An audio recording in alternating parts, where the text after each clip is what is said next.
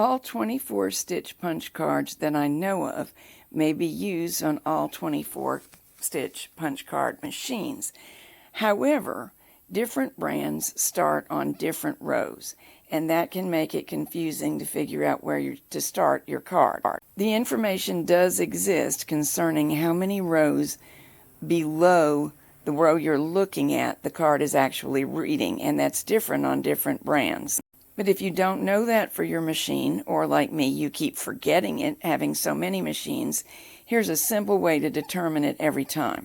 You'll find it very useful for patterns like this one, which will be coming out soon.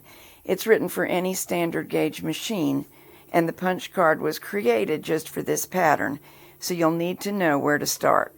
You may just punch out your card as per pattern instructions, and then proceed as shown in this video. Without any yarn in the machine, set it in such a way that it will read the card and it will select needles. See here, and allowing the card to advance by placing this selector in the center position will do the job. On a brother, it's a little bit different, and I'll show you in a minute, but the process is the same.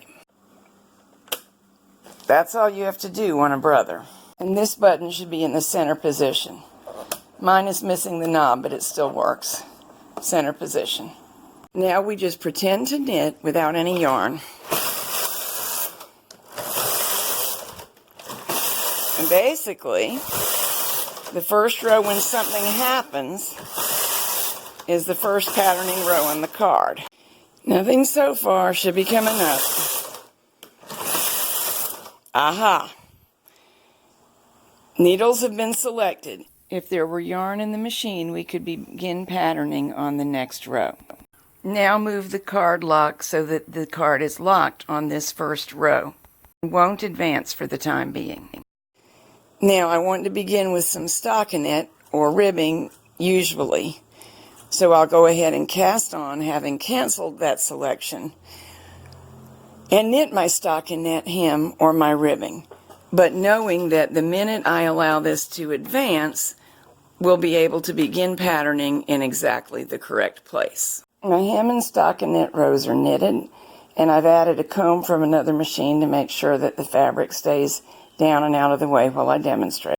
We stop with the carriage at the left and change settings to C on Toyota, KC on Brother.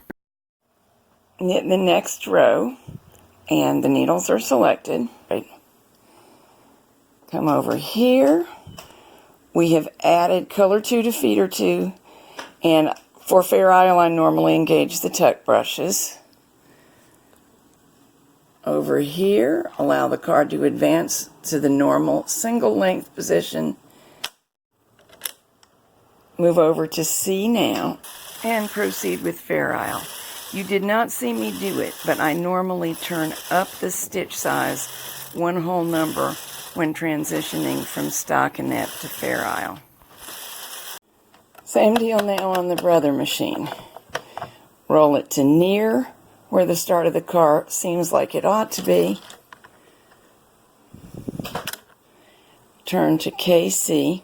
I want to forewarn you of something for the next steps. I'm in the middle of troubleshooting some patterning issues on this machine. It's been stored for a little while, and I think I've just got some stickiness somewhere, which I'm working through. So the principles that I am going to be showing you are correct, but you may possibly see it mispattern, because it has been. Bring a few needles out for our pretend knitting. Nothing yet. First patterning row. So come over here and lock.